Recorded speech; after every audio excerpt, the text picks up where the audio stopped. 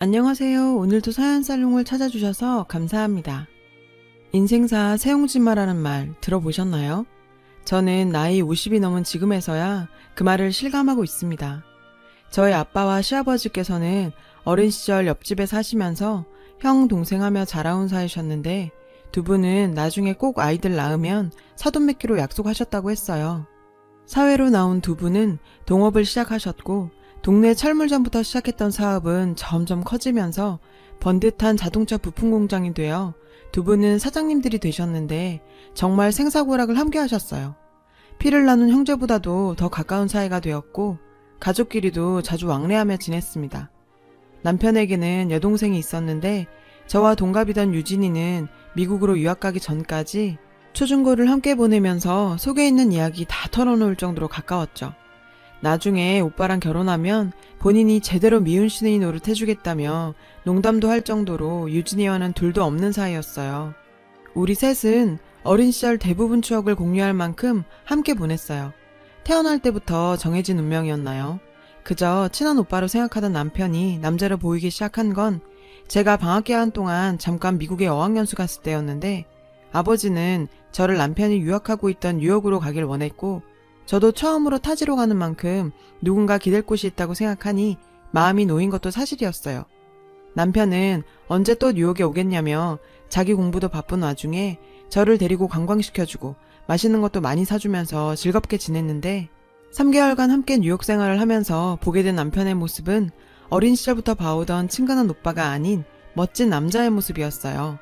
전 세계 사람들이 다 모인 뉴욕에서도 항상 당당했고 친구들 사이에서 리더십이 보이는 남편의 모습은 정말 멋졌죠. 이런 남자라면 진짜 아버지 말대로 결혼해도 믿고 살 수 있겠다는 생각을 하면서 마음에 품고 있었는데 남편은 친구들과 파티가 있을 때마다 저를 초대해서 본인 미래의 와이프라고 소개했는데 그땐 그저 농담으로 하는 말인 줄로만 알았어요. 제가 뉴욕 어학연수를 마치고 돌아가기 전날 남편이 저에게 반지를 내밀더라고요.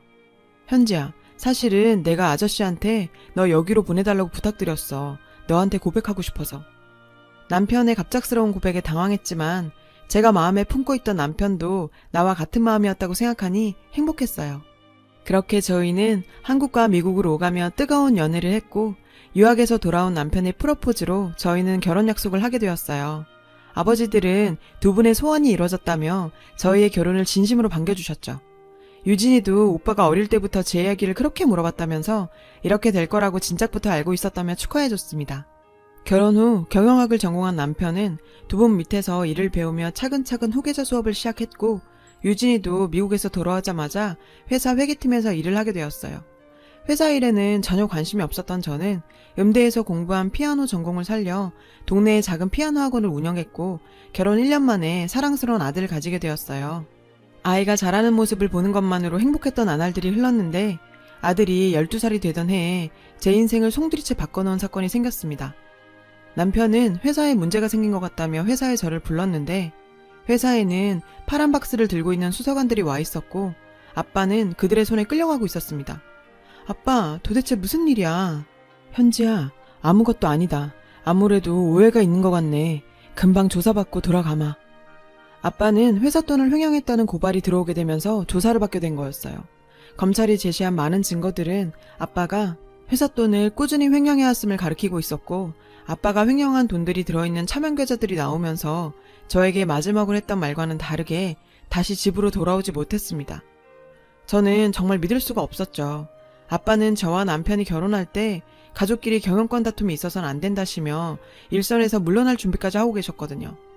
최종 판결날 법원에서 아버지는 판사님과 시아버지께 호소하셨어요. 형님, 저 아닙니다. 저 차명계좌 같은 거 당치도 않아요. 저를 잘 아시지 않습니까? 분명히 무슨 오해가 있을 겁니다. 형님, 저 믿으시죠? 형님! 상철아, 네가 나한테 이럴 줄 몰랐다. 내가 너를 얼마나 믿었는데 이렇게 오랫동안 우리를 배신할 줄이야. 너를 위해 어떤 것도 하고 싶지가 않다. 시아버지께서는 아버지에게 심한 배신감을 느끼신다며 어떠한 도움도 주지 않겠다 하셨어요. 그렇게 냉정하게 행동하셨는데 어찌 보면 평생의 중마고에게 실망하신 시아버지의 행동은 당연했죠. 모든 증거가 아버지를 향하는 상황에서 심지어 엄마나 저조차 아빠를 완전히 믿어줄 수는 없는 노릇이었고 징역 5년에 추징금까지 받게 되면서 아버지는 교도소로 들어가게 되었습니다. 그리고 회사의 경영권 모두는 시아버지께로 넘어갔고요. 일주일 정도 지났을까요? 시어머니께서 집으로 저를 부르셨어요. 그곳에는 시부모님과 남편, 유진이까지 모두가 모여 있었고 시어머니께서는 저에게 서류 한 장을 내미셨습니다. 너도 잘 알겠지. 너의 아버지 때문에 지금 회사가 어떻게 됐는지. 우리가 더 이상 배신자의 가족하고 어떻게 가족일 수가 있겠니. 당장 여기 도장 찍고 내 아들하고 이혼해라. 시어머니는 배신자 가족과는 살 수 없다며 남편과의 이혼 서류를 내밀었고 옆에 가만히 서 있는 남편은 이미 얘기를 끝낸 모양이었습니다. 현지야, 너를 보면 자꾸 배신한 아저씨가 생각이 나서 나도 더 이상 같이 못 살 것 같다. 그냥 우리 여기서 헤어지자. 아니, 아직 아버지께서는 억울하다고 하시고 조금만 더 기다려보면. 옆에서 지켜보던 유진이는 저에게 쏘아붙이며 말했는데요. 야, 이현지, 넌 양심도 없니? 너희 아빠가 한 짓을 보고도 억울하다는 말이 나오냐? 야, 아저씨가 회사 돈 뒤로 빼돌려서 니네 가족 배불리려고 한 거 아니야. 정말 기가 막혀서. 믿었던 남편과 저희 단짝 친구라고 생각했던 유진이까지 더 이상 저를 보기 힘들다는 모습에 이혼 서류에 도장을 찍을 수밖에 없었고 아들의 양육권까지 뺏기고 마치 죄인처럼 그 집에서 쫓겨났어요. 이혼 후 아들 얼굴 한 번만 보게 해달라면 사정했습니다. 시어머니는 더 이상 이 집안일에 관여하지 말고 죄인답게 쥐죽은 듯이 살라는 말뿐이었어요. 절대 저와 아이를 못 만나게 하셨죠.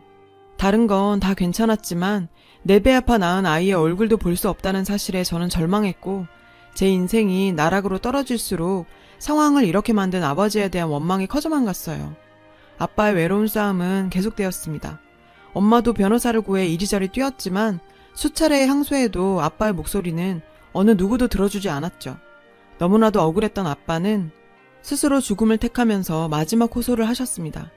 갑작스러운 비보에 이 사건 때문에 몸이 좋지 않으셨던 엄마는 감당할 수 없는 충격을 버티지 못하시고 쓰러지셨습니다.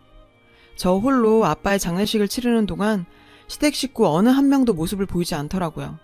아무리 미워도 평생을 중마고우로 지내온 친구 가는 길조차 바라봐주지 않는 시댁 식구들이 이해가 되질 않았고 그냥 야속하기만 했습니다. 아빠의 유류품에는 눈물로 꾹꾹 눌러쓴 작은 쪽지가 하나 있었는데 현지 엄마, 현지야, 나는 억울하다. 나는 절대 그러지 않았다. 아빠의 쪽지에는 죽음으로까지 억울함을 말하고 싶었던 심정이 드러난 짤막한 호소가 있었어요. 그걸 보니 아빠를 끝까지 믿어주지 못하고 원망까지 한 제 자신이 한심스럽더군요. 세상 천지에 별거 없이 벌어진 저로서는 아버지의 억울함을 풀어낼 만한 힘은 없었어요. 더는 서울에 남아있을 수가 없었던 전 아픈 어머니를 모시고 지방 조그마한 시골 도시로 내려가서 새로운 삶을 시작하게 됐습니다. 주변을 통해서 아들의 소식은 들을 수 있었지만 강경한 시어머니 때문에 제 아들 얼굴조차 볼 수가 없었죠. 매년 아들 생일날 남편을 통해 생일 선물과 편지를 전달하는 것 정도가 제 아들에게 해줄 수 있는 전부였어요. 남편은 가끔 저를 보면 많이 안타까워하는 눈치였지만 딱 그 정도라고 생각했어요. 그렇게 세월이 흘러가고 시아버지가 돌아가신 후 남편은 회사의 대표이사가 되었습니다. 회사를 키워가며 승승장구하고 있다고요. 그러던 어느 날 남편이 갑작스러운 사고로 사망했다는 소식을 듣게 되었어요. 이게 무슨 일입니까? 아무리 시간이 흘렀지만 내 아이의 아빠고 한때 사랑했던 사람이 죽었다는 소식에 마음 한켠이 무거웠습니다. 장례식에 가보려 했지만 어머님과 유진이는 지난 세월 무색하게 반대하더라고요. 남의 아들 장례식장에서 깽판 놓을 생각도 없었고 그렇게 저는 참석하지 못했습니다. 시골 마을에서 작은 피아노 학원을 운영하던 저는 여느 날처럼 학원에서 아이들 가르치고 있었는데 뒤에서 누군가가 들어왔어요. 엄마! 뒤를 돌아본 순간 정말 상상만 하고 꿈에서만 그리던 아들이 눈물을 흘리며 서 있었고 20년이 지난 세월이었지만 내 아들이라는 걸 한눈에 알아볼 수 있었죠. 지호야, 어떻게 네가... 저에게 아기처럼만 보이던 12살짜리 아들이 30이 넘은 건실한 청년이 된 모습에 저는 흐르는 눈물을 주체할 수가 없었습니다. 20년간 그리워만 하다 먼발치에서 소식만 전해 듣던 아들이 내 앞에 서 있다니 정말 믿을 수가 없는 상황이었어요. 아들은 지금까지 제가 본인을 보는 것을 극도로 원치 않는다는 시어머니 말에 저를 원망도 많이 했다고 하네요. 엄마가 그렇게 보기 싫어하는데 자기가 찾아간들 뭐하나 싶었대요. 얼마 전에야 제가 생일 때마다 편지와 선물을 보냈다는 사실을 알게 되었답니다. 할머니가 자신에게 말한 것이 모두 거짓이었다는 것도 알았다더군요. 더 일찍 찾아오지 못해 미안하다며 눈물을 흘렸는데 능력 없는 엄마가 더 미안했죠. 이렇게 아들 얼굴을 가까이서 볼 수 있다는 사실만으로도 너무 감사한 일이었고 아들과 20년간 못다한 이야기를 나눴습니다. 너무나 성실하고 바른 지식인으로 자랐더라고요. 내가 낳은 아이가 맞나 싶을 정도였습니다. 아들은 아버지가 자신에게 남긴 유언이 장 변호사를 찾아가라고 했답니다. 그리고 자신에게 엄마가 늘 생각을 하고 있다는 소리를 전해 들었다고요. 엄마, 아버지가 돌아가시기 전에 엄마한테 전해달라고 한 편지 한 통을 장 변호사에게 남겼는데 이거 엄마가 봐야 할 것 같아서. 장 변호사님은 아들에게 남편이 남겼다는 편지를 전해줬는데요. 남편이 남긴 편지에는 충격적인 사실이 들어있었습니다. 현지에게, 현지야, 오빠야. 이제까지 너 하나 지키지 못해서 미안하다. 이 편지를 언제 전할 수 있을런지 모르겠지만 죄책감이 깊어져만 가는 오늘 글로라도 남긴다. 꽃같은 나이에 시집와서 너를 행복하게 해주고 싶었는데 이제 와서 정말 면목 없다. 몇 년 전 너무 충격적인 사실을 알게 됐어. 그게 너무 충격적인 내용이라 지금도 선뜻 이 모든 걸 바꿀 용기가 나지 않아. 회사 공금 횡령으로 구속된 너의 아버지는 사실은 누명을 쓴 거였어. 실제로 공금 횡령을 하다 걸린 건 바로 내 동생인 유진이다. 그리고 우리 아버지의 회사에 대한 욕심이 더해져 실로 우리 집안은 괴물이 됐어. 처음엔 우리 아버지의 어머니가 딸의 잘못을 덮으려 서류를 꾸민 거였지만 너희 아버지만 없으면 그 회사는 우리 집안 것이 되니 너희 아버지에게 모든 것을 그렇게까지 뒤집어 씌운 거였어. 아예 관계도 끊어버리고 말이야. 나는 그 일이 일어난 지 10여 년이 흘러서야 그 사실을 알게 됐고 알고 있는데도 이를 바로잡지 못하고 있어. 난 이걸 나중에 후회할 거야. 그것도 알아. 나를 절대 용서하지 마. 지우 보고 싶어하고 지우 생일마다 선물이며 편지며 챙기는 널 보면서 정말 안타깝고 미안했어. 어머니는 알고 계셨고 지우에게 혼란이 생긴다며 그걸 전하지 못하게 하시는데 어찌할 수 없는 내 자신에게 실망만 하는 세월이었지. 너에게 다 용서받지 못하겠지만 그 일을 알게 된 시점부터 보관한 모든 증거와 자료를 너에게 줄 거야. 지금도 유진이는 회사 돈을 횡령하고 있어. 그 증거까지 모두 장 변호사에게 전해두었어. 앞으로도 계속 전해둘 거야. 그런데 내가 살아갈 자신이 없어져가. 혹여 나에게 무슨 일이 생긴다면 나의 모든 재산 또한 당신이 받게 될 거야. 내 손으로 빠른 시일 내에 전할 수 있는 용기가 생기길 오늘도 바라. 미안하다 현지야. 돌아가시기 전까지 본인은 회사 돈에 손댄 적 없다며 그렇게 억울해하시던 아빠의 모습이 떠오르고 남편에 대한 원망과 한켠의 안타까움에 가슴 치며 통곡했어요. 본인들의 잘못을 뒤집어 씌우고 뻔뻔하게도 저희 아빠를 배신자라 몰아붙이며 장례식장에도 얼굴도 한번 비치지 않은 그 가족들을 그냥 가만히 둘 수는 없었습니다. 아들과 일단 장 변호사님을 만났죠.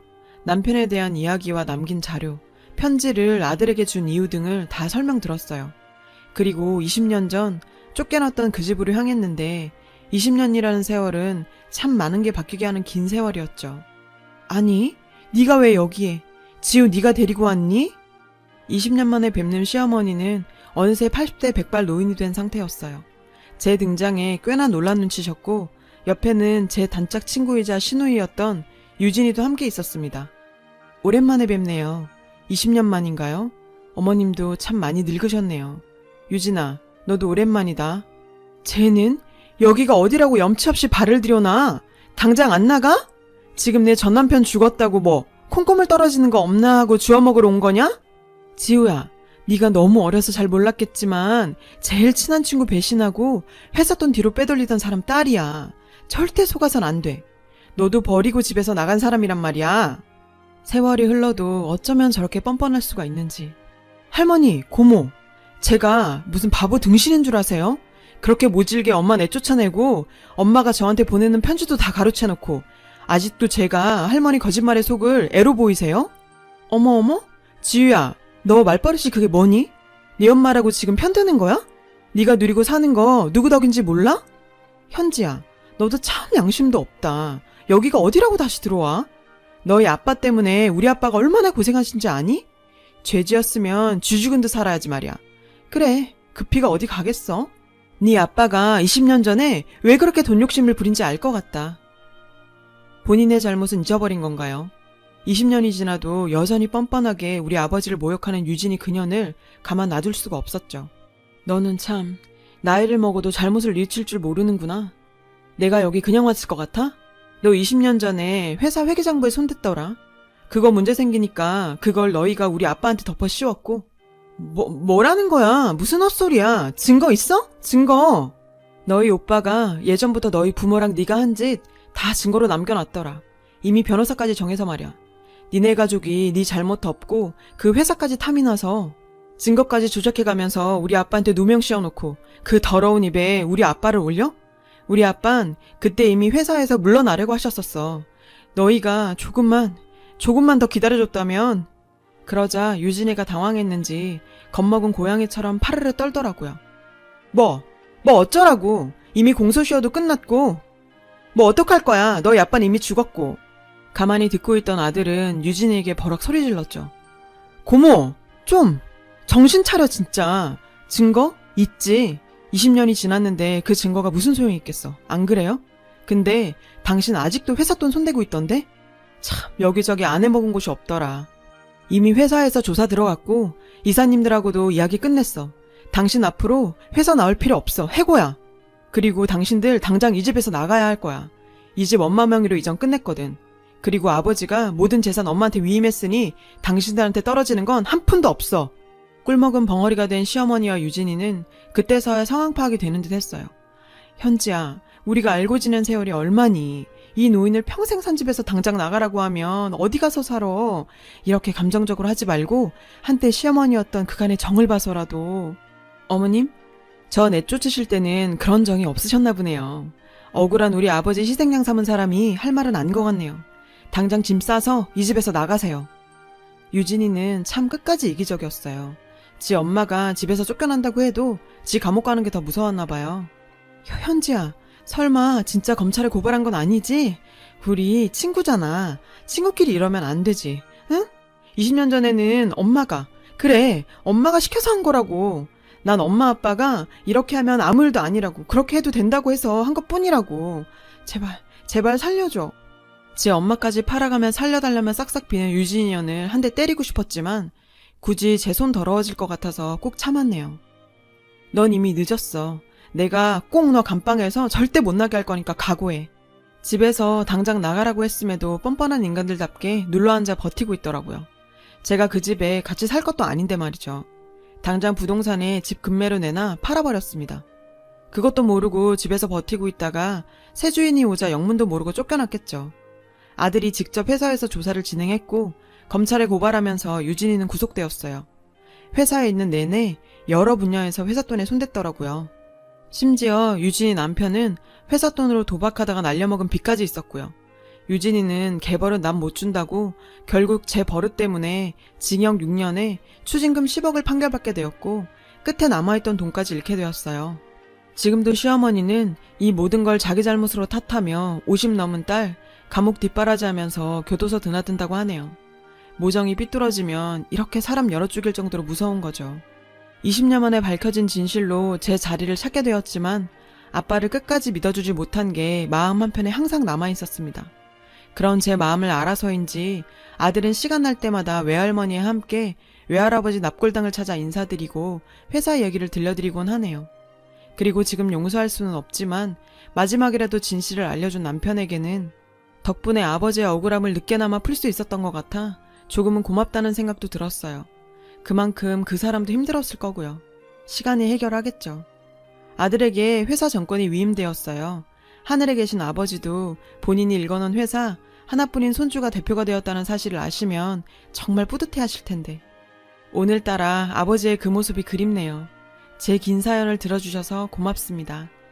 여러분, 사연 댓글에 응원과 현명한 조언 부탁드려요. 좋아요와 구독은 저에게 큰 힘이 됩니다. 오늘도 좋은 일 가득하세요.